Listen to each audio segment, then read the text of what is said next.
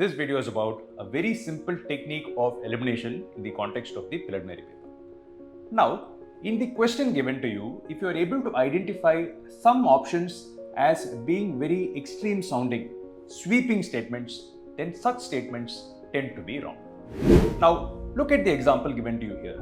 It is from the 2022 preliminary paper. It deals with the topic monazite.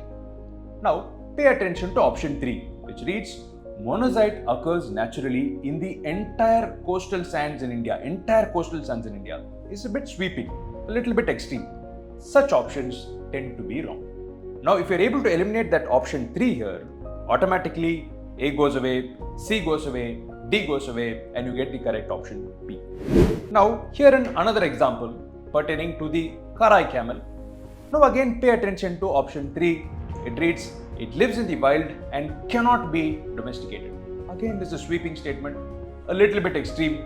Now, if you're able to eliminate option 3 here, automatically B goes away, C goes away, D goes away, and you get the correct option A.